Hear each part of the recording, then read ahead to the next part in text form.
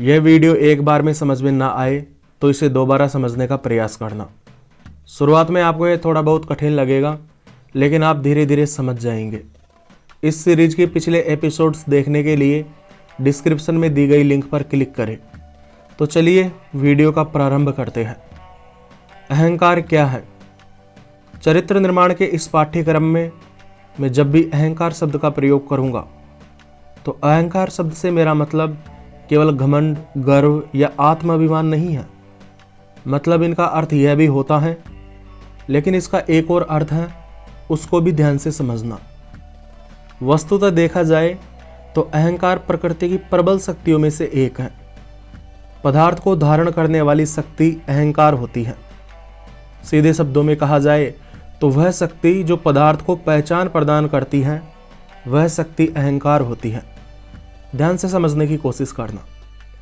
आत्मतत्व और अहंकार ये दो चीजें होती हैं जो एक मनुष्य के अंदर स्वाभाविक रूप से विद्यमान रहती हैं।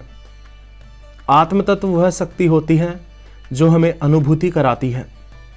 अहंकार में अनुभूति करने की शक्ति नहीं होती, लेकिन जब हमारे जन्म की प्रक्रिया चलती रहती है तब प्रकृति की किसी शक्ति की वजह से ऐसा होता है कि आत्मतत्व अहंकार से मिलकर चेतनामय अहंकार बन जाता है।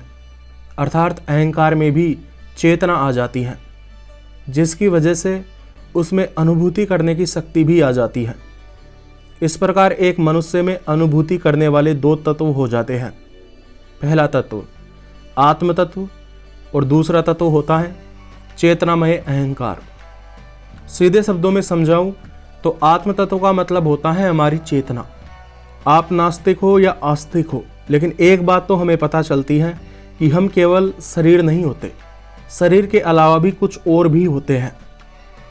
हमारा कुछ और भी हिस्सा होता है। हो सकता है कि वो शरीर का मिला जुला ही रूप हो, लेकिन एक चेतना भी होती है। उस चेतना को आत्म तत्व कहा जाता है। और उस चेतना को जो चीज पहचान प्रदान करती है कि यह मैं हूं, वह अहंकार होती है। हमारा जो अहंकार होता है वह हमारे आत्म तत्व को ढक लेता है, अर्थात उसके ऊपर चढ़ जाता है।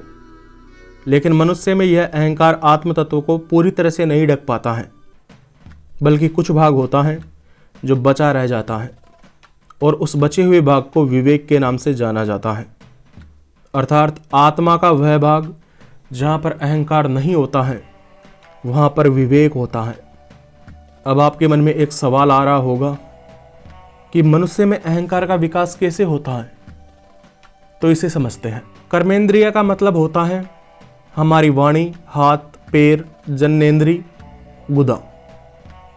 जब एक मनुष्य की बुद्धि और कर्मेंद्रिया अहंकार के प्रभाव में आकर कार्य करती हैं, तो उससे जिस शक्ति का निर्माण होता है उसे अहंकार की शक्ति कहा जाता है। और जब एक मनुष्य की बुद्धि और कर्मेंद्रिया अहंकार से प्रेरित होने के बजाय हमारे विवेक से प्रेरित होकर कार्य करती है, तो उससे जिस शक्ति का निर्माण होता है उसे नैतिक शक्ति कहा जाता है। अहंकार और विवेक एक दूसरे की विपरीत प्रकृति के होते हैं। इस वजह से अहंकार की शक्ति और नैतिक शक्ति भी परस्पर विपरीत प्रकृति की होती है। जिस प्रकार लोहे की छड़ और कुछ विद्युत के तार और विद्युत के माध्यम से इनका कुछ विशिष्ट संयोजन करके विद्युत चुंबक बनाई जाती हैं, जो कि लोहे की वस्तुओं को अपनी तरफ आकर्षित करती हैं, ठीक उसी प्रकार हमारी बुद्धि या कर्मेंद्रिया अहंकार या विवेक से संयोजित होकर अहंकार की शक्ति तथा नैतिक शक्ति का निर्माण करती है, जो कि एक दूसरे को खींचती है, एक दूसरे को आकर्षित करती है। और यही कारण होता है जिसकी वजह से जिनमें ये शक्तियाँ अधिक मात्रा में होती हैं उनका व्यक्तित्व आकर्षक हो जाता है। ऐसे व्यक्ति को अंग्रेजी में मैग्नेटिक पर्सनैलिटी कहा जाता है। लेकिन इन दोनों में एक अंतर होता है। जो व्यक्तित्व अहंकार से प्रेरित होता है उसकी तरफ जो आकर्षण होता है उसमें बेचैनी होती है, अशांति होती है, जबकि जो व्यक्तित्व विवेक से प्रेरित होता है उसके आकर्षण में एक शीतलता और शांति होती है। अब हम बात करते हैं अहंकार के गुणों के बारे में कि अहंकार में क्या क्या गुण होते हैं। पहला गुण, जैसे शारीरिक शक्ति शरीर में और मानसिक शक्ति मस्तिष्क में और आध्यात्मिक शक्ति आत्मा में वास करती है, उसी प्रकार अहंकार की शक्ति तथा नैतिक शक्ति शरीर में वास नहीं करती। अहंकार की शक्ति और नैतिक शक्ति शरीर की किसी विशिष्ट हिस्से में वास नहीं करती, बल्कि अहंकार से प्रेरित इंसान में और नैतिक शक्ति से प्रेरित इंसान में एक तेज दिखाई देता है, जिसे तेज मंडल कहा जाता है। इसे ओरा भी कहा जाता है। जिस व्यक्ति के अंदर अहंकार होता है, आपको उस व्यक्ति को देखने से ही महसूस हो जाता है कि यह अहंकारी है। और जो व्यक्ति खूब नैतिक होता है, जिसके पास में नैतिक शक्ति का भंडार होता है, उसके हाव भाव उसके चेहरे से ही दिखने लग जाता है, क्योंकि वो एक दिव्य आकर्षण वाला व्यक्ति होता है। दूसरा गुण, आदमी आसानी से अहंकार के प्रभाव में आ जाता है और अहंकार से प्रेरित होकर कार्य कर देता है, जबकि एक व्यक्ति सच को जानते हुए भी विवेक से प्रेरित होकर कार्य करने में कठिनाई महसूस करता है। उसे जोड़ लगाना पड़ता है। जैसे कि हमें शांत होने के लिए थोड़ा प्रयास करना पड़ता है, लेकिन हमें गुस्सा और बेचैन होने के लिए ज़्यादा प्रयास नहीं करना पड़ता। ऐसा इसीलिए होता है क्योंकि बुद्धि और कर्मेंद्रिया ये दोनों अहंकार की शक्ति का साथ नहीं देती, क्योंकि अहंकार की शक्ति में ऐसा ही कुछ होता है, जबकि नैतिक शक्ति में ऐसा कुछ नहीं होता है। नैतिक शक्ति केवल एक मनुष्य के विवेक को बढ़ावा देती है, केवल विवेक का विकास करती है। यह बातें आपको थोड़ी बहुत अजीब लग रही होगी, लेकिन इन्हें समझने का प्रयास तो करना ही पड़ेगा। तीसरा गुण, डर, लोभ, लालच और आलस ये तीनों अहंकार के परम मित्र होते हैं। डर, लोभ, लालच और आलस की वजह से अहंकार प्रेरित होता है। चौथा गुण, अहंकार का स्वभाव होता है कि यह हमेशा भूखा रहता है, यह कभी भी संतुष्ट नहीं होता है। एक व्यक्ति अपने अहंकार को जितना ज़्यादा बढ़ावा देता जाता है, अहंकार उससे और ज़्यादा अपेक्षा करता है कि यह मुझे और ज़्यादा बढ़ावा दे। जैसे कि एक व्यक्ति जो किसी चीज़ का भोग करता है, तो उसके मन में विचार आता है कि और भोग कर लो। इस प्रकार मन संतुष्ट नहीं होता है। इसका कारण यही है कि अहंकार का स्वभाव हमेशा भूखा होता है, यह कभी भी तृप्त नहीं होता। लेकिन एक अच्छी बात यह भी है कि अहंकार संवेदनशील भी होता है। मतलब एक व्यक्ति स्वयं अहंकार को खत्म करने का संकल्प ले तो यह काम किया जा सकता है, अर्थात अहंकार को कम किया जा सकता है। पांचवा गुण, अहंकार विवेक का दुश्मन होता है। एक तरह से ऐसे मान सकते हो कि विवेक एक भोजन है और अहंकार उसको खाने वाला राक्षस है। यही कारण है कि जिस व्यक्ति के अंदर अहंकार बढ़ जाता है, उसके अंदर विवेक की कमी हो जाती है, अर्थात सही गलत फैसले लेने में उसे दिक्कत महसूस होने लग जाती है। छठा गुण, अहंकार बहुत धोखेबाज होता है। यह पूरी उम्र एक मनुष्य को धोखा देता है। असल में हम मूल रूप से आत्म तत्व होते हैं, मतलब हमारे मैं का प्रमुख स्रोत आत्म तत्व होता है। लेकिन अहंकार की वजह से एक व्यक्ति पूरी जिंदगी धोखे में रहता है, क्योंकि वह अपनी पहचान किसी दूसरी चीज से जोड़ने लग जाता है, जबकि मूल रूप से वह आत्म तत्व ही होता है। मतलब यह ठीक वैसे ही है जैसे कि एक व्यक्ति को यह भ्रम हो जाए कि वह राक्षस है, जबकि वह मूल रूप से राक्षस नहीं, एक व्यक्ति है। इसीलिए आदमी मैं यह हूँ, मैं वह हूँ ऐसा कहता रहता है, जबकि हकीकत में वह यह भी नहीं है, वह भी नहीं है। मूल रूप से वह आत्मा है, अर्थात आत्म तत्व है। सातवां गुण, जैसा कि मैंने बताया कि अहंकार बहुत धोखेबाज होता है। यह एक व्यक्ति को भ्रमित कर देता है। इसका सबसे बड़ा धोखा यह होता है कि यह एक मनुष्य में मौजूद होता है, लेकिन उस मनुष्य को इस बात का एहसास नहीं होने देता कि उसमें अहंकार है। मतलब यह दुश्मन छिपकर वार करता है।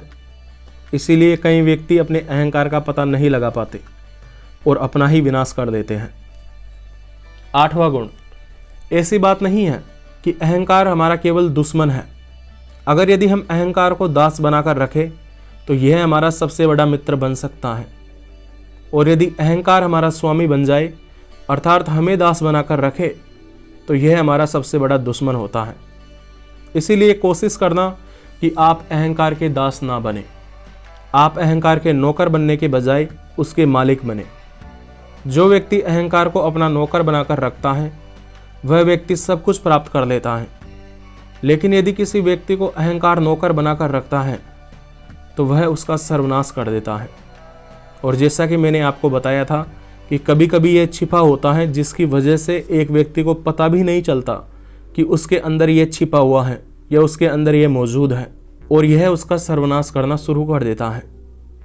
9वां गुण, अहंकार बहुत ताकतवर होता है, लेकिन इसके साथ ही यह बहुत ज़्यादा सेंसिटिव भी होता है, मतलब संवेदनशील भी होता है।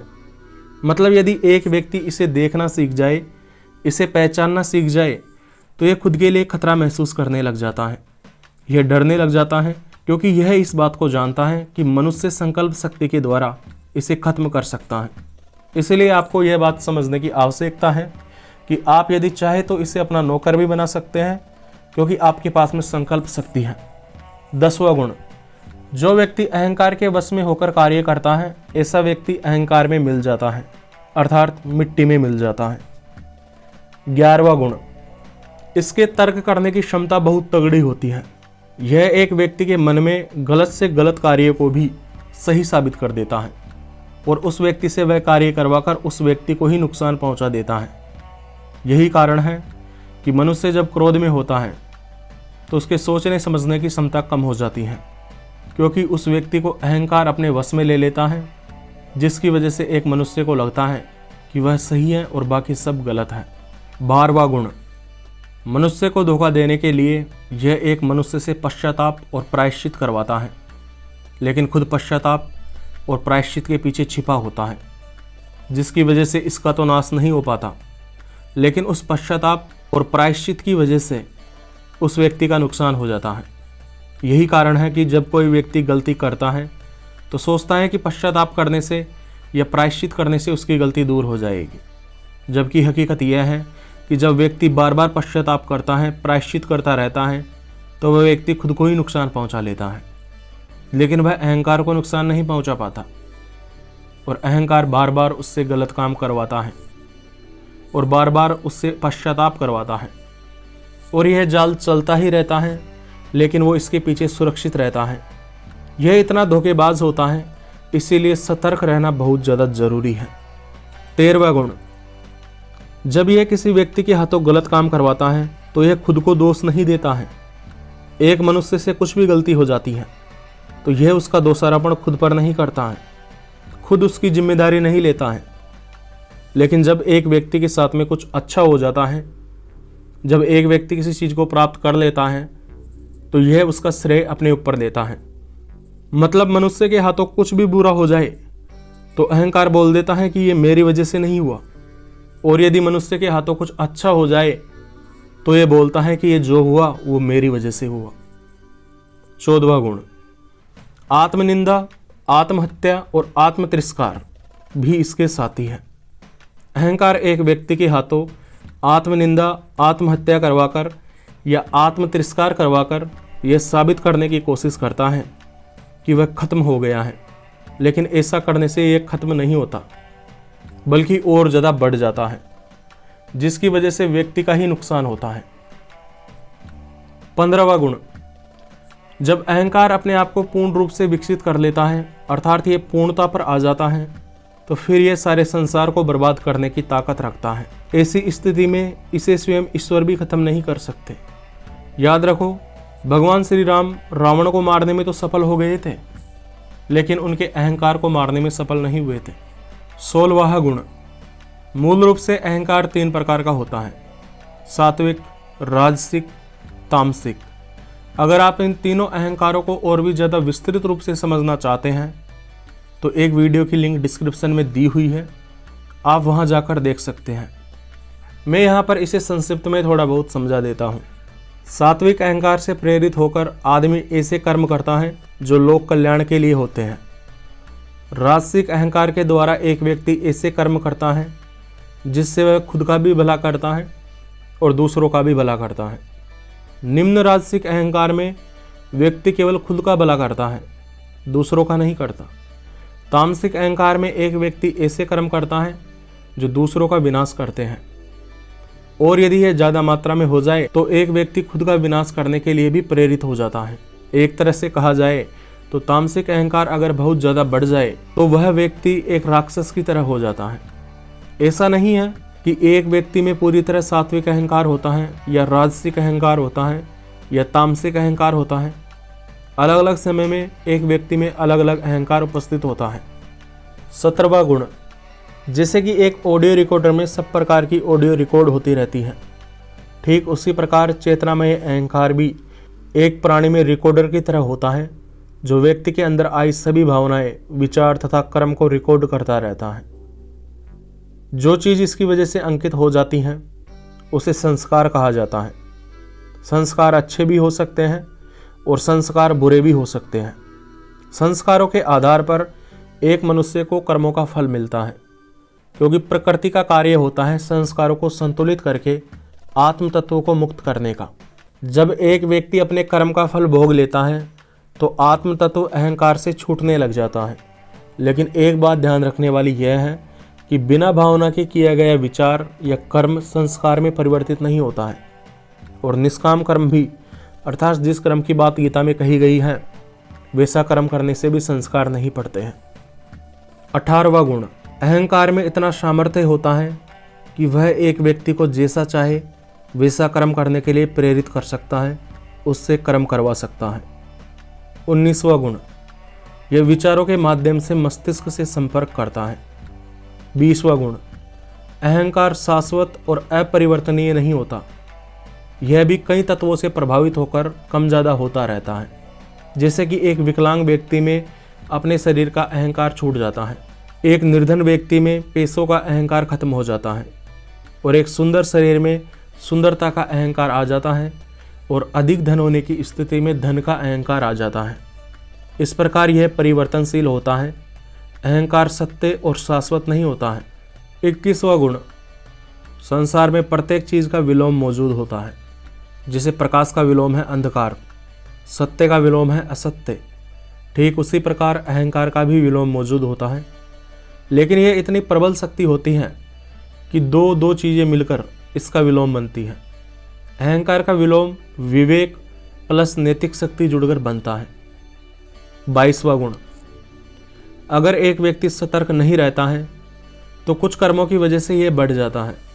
जैसे जब कोई व्यक्ति अपने किसी कार्य में सफलता प्राप्त कर लेता है या अपने लक्ष्य को प्राप्त कर लेता है तो उस व्यक्ति में अहंकार बढ़ जाता है।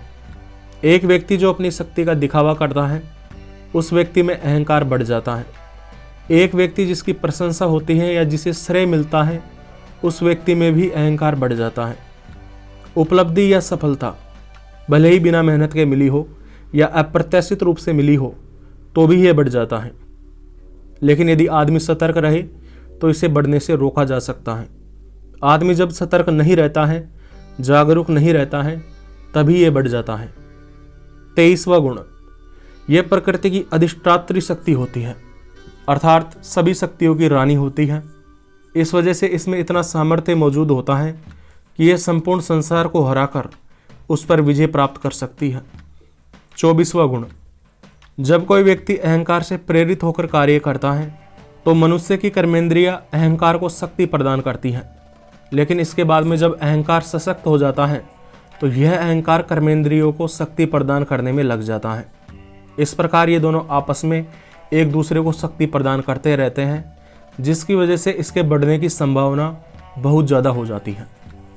25वां गुण, अहंकार की शक्ति चंचल होती है, शांत नहीं होती है, जिसकी वजह से जिस व्यक्ति में यह प्रवेश करता है उस व्यक्ति का स्थिर रहना या शांत रहना मुश्किल हो जाता है।